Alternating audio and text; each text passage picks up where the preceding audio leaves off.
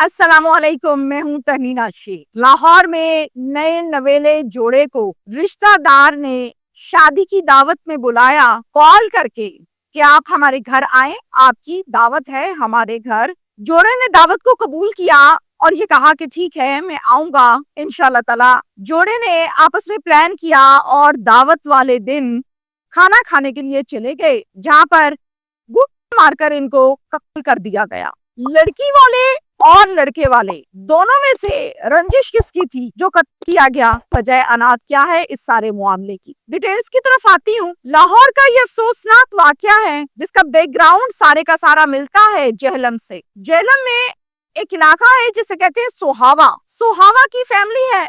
मोहम्मद रजाक घर के सरबराह का नाम है और इनकी बीवी का नाम है सोबिया। इनकी एक बेटी है। इस बेटी की उम्र है 21 साल और इसका नाम है आयशा। अब मैं आपको बताऊं कि आयशा के वालिद, आयशा की वालदा बेहतरीन अच्छी जिंदगी गुजर रही है। अब यहाँ पर इनके घर के बिल्कुल पास एक दुकान है और वो दुकान है एक मैकेनिक की। पानी वाली मोटर, वॉशिंग मशीन में जो मोटर लगी होती है, इस टाइप की मोटर्स की रिपेयरिंग की दुकान है। और ये दुकान है एक हसन सलीम नाम के लड़के की जिसकी उम्र है 22 साल। ये लोगों की मोटरें ठीक करता है और अक्सर औकात घरों में जाके भी लोगों के मसले मसाइल या रिपेयरिंग का जो काम मिलता है वो कर देता है। एक दिन क्या होता है, रजाक साहब के घर पर पानी की मोटर खराब हो जाती है। रजाक साहब मोटर को लेकर जाते हैं इसी दुकान पर जो हसन की है और जाकर कहते हैं ये मसला हो गया है, मोटर चल नहीं रही। रजाक मोटर रख लेता है और टाइम दे देता है कि घंटा 2 लगेंगे, ठीक हो जाएगी। फिर उसकी रिपेयरिंग करता है, उसको ठीक करता है। रजाक साहब आते हैं, मोटर को लेते हैं, ठीक हो गई है। पैसे जो तय होते हैं वो पेमेंट करते हैं और जाने लगते हैं। जैसे वहां से जाने लगते हैं इतने में रजाक साहब कहते हैं कभी मसला हो जाए तो घर आ जाओ, कोई कार्ड शार्ट, कोई नंबर शंबर। तो हसन अपना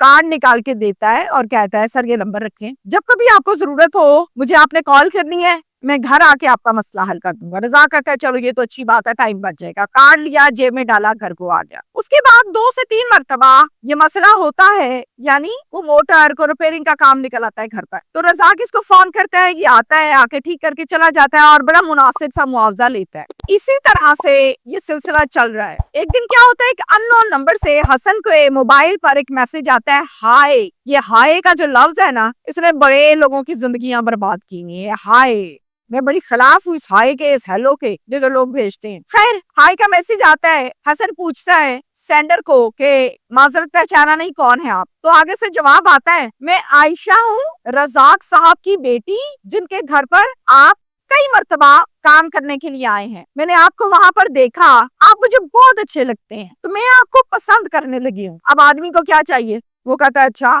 वो बड़ा कोई पॉजिटिव रिस्पॉन्स देता है। और फिर उसके बाद क्या होता है, इनकी continuously good morning, good night शुरू होती है, चैट्स का सिलसिला शुरू होता है और फिर रिलेशनशिप डेवलप हो गया। जनाब मोहब्बत जुनून में बदली, यहाँ तक भी कोई बुरी बात नहीं है। अब आयशा जो है, मैं आपको बताऊं कि आयशा अंगेज है। अंगेज से मुराद क्या है? आयशा की एंगेजमेंट हुई भी है इसके कजन के साथ जिसका नाम है इब्रार।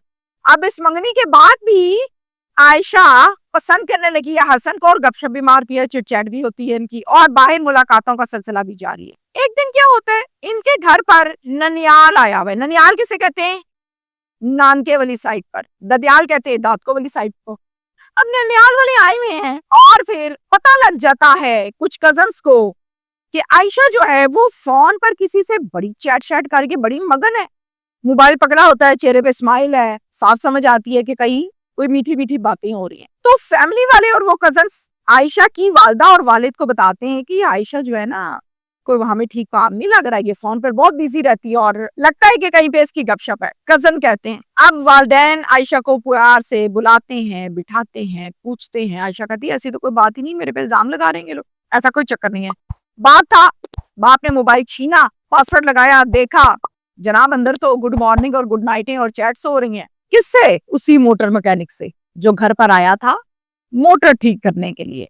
मेरी बेटी तो उसके साथ गपशप कर रही है, थोड़ा रंजीदा, पशेमान और शर्मिंदा होता है। यहाँ तक भी बात ठीक है। बाप है, बुरा लगता है उसको डेफिनेटली, जिसकी बेटी ये काम करेगी उसको बुरा तो लगेगा। अब मैं आगे बढ़ती हूँ। आयशा कहती है मैंने हसन से शादी करनी है बाजी। बाप कहते तुम्हारा दिमाग ठीक है, वो एक मोटर मैकेनिक है, तुम्हारी मंगनी हुई भी है इब्रार से, तुम कह रही हो मैंने शादी करनी है। बाप इसकी खूब फैंटी लगाता है और इससे मोबाइल छीन के अपने पास रख लेता है। ये इस फैंटी खाने के बाद, मना करने के बाद, बेइज्जत और जलील होने के बाद भी हसन का पीछा नहीं छोड़ती। बाज नहीं आई। रजाल जब अपने आप को बेबस महसूस करता है तो क्या करता है, अपने सालों को बुलाता है जिनका खासा असर रसूख है, और इनसे आयशा डरती भी बहुत ज्यादा है कि ये बड़े डाडे हैं, मामे मेरे बड़े डाडे हैं। खैर उसको इन्वॉल्व करता है और उसको बताता है यार कि मेरी औलाद मेरे हाथ से निकल गई है, ये सारा मामला है, आओ और मेरी मदद करो। मामू कहता है मसला ही कोई नहीं। अब ये मामू कहाँ से आए, सराय आलमगीर से। वो आ जाता है इनके घर, आके इस बच्ची को खूब समझाता है। बच्ची कहती है नहीं, हसन से शादी करनी है और हसन से ही करनी है, अब इब्रार से नहीं करनी। खैर मामू को हवाई फेर करके पूरी डैशबाजी दिखाता है, ये तुम्हें गोलियां मार देनी है, बाज आ जाओ तुम। ये फिर नहीं डरती, ये कहती नहीं जो मर्जी करो। एट द एंड 30 मई को रात के 3 बजे आयशा हसन के साथ प्लान बनाती है और उसी प्लान के मुताबिक घर से रात 3 बजे भाग गई। सीधा दोनों लाहौर गए कचहरी में और वहां पर कोर्ट मैरिज कर ली। हसन के 2 दोस्त हैं, एक का नाम है जैन, एक का नाम है अली। ये बड़े पक्के दोस्त हैं। सारी अरेंजमेंट, वकील, गवाह, ये सब कुछ अली ने और जैन ने किया, जो कि हसन का बेस्टी है। फिर सुंदर के इलाके में एक निजी हाउसिंग सोसाइटी में इन्होंने किराए का मकान लिया और वहां पर ये जोड़ा रहने लगा। सुबह जब वालिदैन उठे तो देखा आयशा नहीं है कमरे में। दूसरा कमरा, तीसरा कमरा, घर, किचन, वॉशरूम, सहन, कहीं आयशा ना मिली। उनको पता तो सब था कि मामला क्या है। सीधा हसन के घर चले गए और जाकर कहा हसन के वालिद से, कहाँ है हमारी बेटी?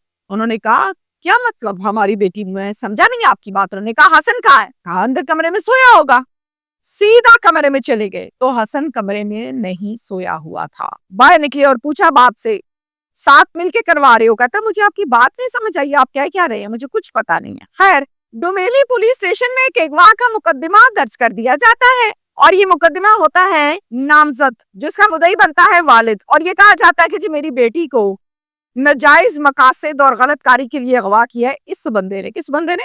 हसन ने। आयशा और हसन को पता चल जाता है कि भाई अब्बा जी ने तो मुकदमा दर्ज करा दिया, अब तो पुलिस करेगी रेडे और फिर जान जो है वो छुड़वानी मुश्किल हो जाए। दोस्त मशवरा देते हैं यार ये कोई मसला ही नहीं है, 164 का बयान दो, जान सोखी। 30 मई को 164 के बयान देने के लिए ये चले जाते हैं। जब फैमिली को पता चलता है कि 164 का बयान भी दे दिया और कोर्ट मैरिज भी कर लिया, बाप को और गुस्सा, मामी और गुस्से से लाल पीले। फिर सालों के साथ बैठ के मशवरा किया कि यार अब क्या करना है, ये तो बड़ा मसला बन गया है, ये तो इज्जत तार तार हो गई। एक तो घर से चले गई, फिर कोर्ट मैरिज कर ली, ऊपर से 164 के बयान देनी है, इतनी दीदा दिलेरी, गैरत जागने लगी। फिर बैठ के आपस में ये लोग एक गंदा प्लान बनाते हैं। इस प्लान के तहत मामू की बीवी हुई मामी, और मामी कॉल करती है आयशा को और कहती है आयशा बेटा अब्बा जी को बना लिया हमने, बेटा मसले ही कोई नहीं, आओ सुलह कराएं आपकी। आप किन चक्रों में पड़ी हुई हो, लंबी जिंदगी है, कहाँ माँ बाप की नाराजगी लेके फिरती रहोगी। तो ऐसा करते हैं आपकी सुलह कराते हैं अब्बू से, आप सीधी हमारे घर आओ सराय आलमगीर, फिर यहाँ से अब्बू के घर चलेंगे और मसला कोई नहीं है बेटा, जिंदगी को सोखा करो।